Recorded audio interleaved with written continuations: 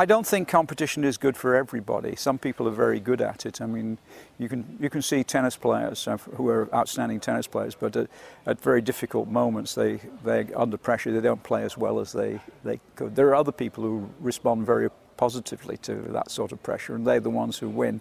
On the other hand, they're not necessarily playing the best tennis. I mean, that's the sort of analogy I would make. And I think that some people in science and stuff, they're better at doing what they want, and they don't go for competition. It's not that I don't like competition. I don't think it's necessarily helpful. There are other scientists who think they like this. I mean, my colleague Rick Smalley, when he, who unfortunately died a few years ago, he said, yes, he loves competition, and he was that sort of person. He said we need that to get people, young people, to do great things. But I don't think, for me, that's not necessary. I'm not interested in what other people are doing. I'm just interested in what I want to do. And I think if people are competing, then it's not necessarily something which interests me, because I'm interested in doing something which nobody else is interested in. Although I played tennis as well. I mean, that's a competitive sport. I was quite a good tennis player, but I didn't respond well to pressure that sport does. So I think one should play sport, for instance, just to be for enjoyment. And I think when one watches sort of competitive sport, it brings something which is non-sportsmanlike into it. I think the same is true of science. I mean, I don't do science to compete with somebody else to win prizes. I just do science because it's a good living. It's something I'm quite good at. I wouldn't say I'm brilliant at it, but something that sometimes I enjoy doing. I don't do it to win prizes. I didn't do science to win prizes. We didn't make that discovery to win the Nobel Prize. It never crossed my mind that to win prizes.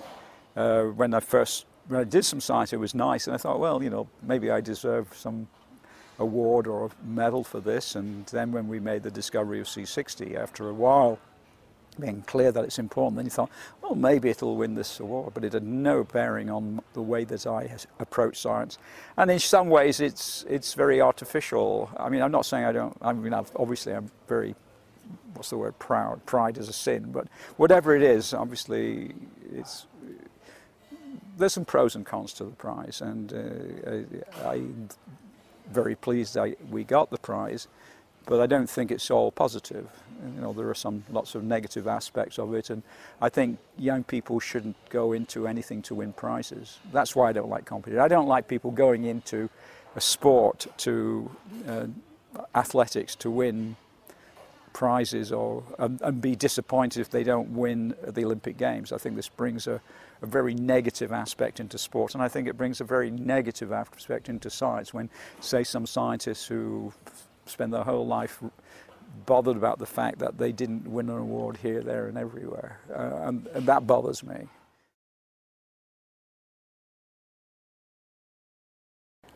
If I hadn't won the Nobel Prize, perhaps things that I would prefer to be doing, which is I've got a major interest in art and graphics, and I don't have the time that I don't have enough time to do that.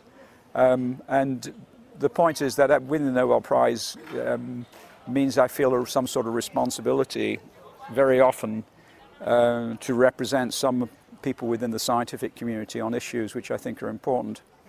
And particularly today, in the fact that there's tremendous pressure on the Enlightenment. I think free thinking and these issues are very important, are under threat today. I'm an atheist, and whatever that is, agnostic atheist, I'm not going to fine touch. I mean, I think that most science is atheistic, and there are a few scientists, less than 10%, who believe in God. But of the major scientists, more than 90% are atheists, and they transfer the aspects of science to their everyday life, which I think is an intellectual issue for me.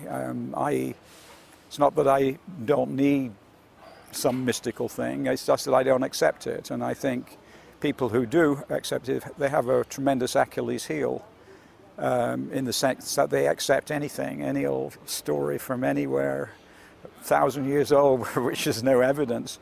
And these people bother me because they're in positions of power and responsibility. And when people are prepared to accept, you know, one of 20 or 30 different stories from thousands of years ago, I wonder what else they're prepared to accept when it comes to decisions which affect me.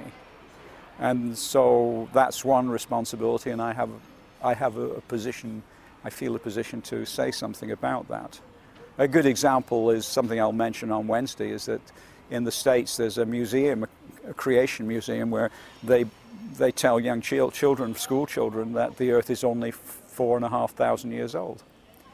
When it's pretty clear it's, you know, a lot older than that, from scientific measurements which all fit together from every aspect of science indicate the Earth is 4.5 billion years old. They tell children that the Grand Canyon was carved by Noah's flood 4,350 years ago, which is a load of crap, I mean total nonsense. And yet school children are going there. Now it bothers me that we're getting a whole generation of children who are being abused by people who we've got no control over. We've got governors of states in the USA who think this way, and therefore are bringing in legislation so that school teachers are having to tell their children this thing. I think the world is now in a very dangerous situation where these lunatics are actually getting control of education, and also control over many aspects, even here in the European Union, and that bothers me. Now, I'm evidence-based, and I don't accept anything without evidence, and also I don't accept the evidence without looking at it critically and saying, yes, I think this looks right, or in complex systems saying, well, you know, it's probably right. I mean, a complex system would be global warming. It's very complex, very, very complex issue. The evidence suggests, as we heard today, that we got a problem.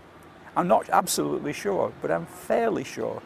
And therefore I say, okay, we got to do something about it, because if it is right, we're in deep shit. I mean, really, big problems. And I think that's where a scientist stands.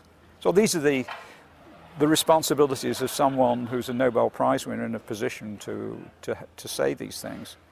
Of course, when you say them to people, they often don't like it, and they don't. But so when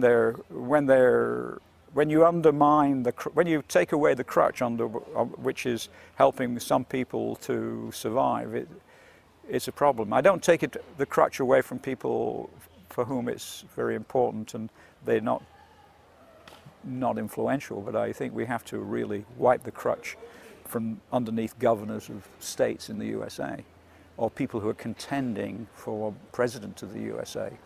That bothers me very much, because if they're prepared to accept, say, religious dogma, what else are they prepared to accept? Are they prepared to accept or believe without evidence that there are weapons of mass destruction in Iraq, which is the case? And I think that's an example which I think people should think about.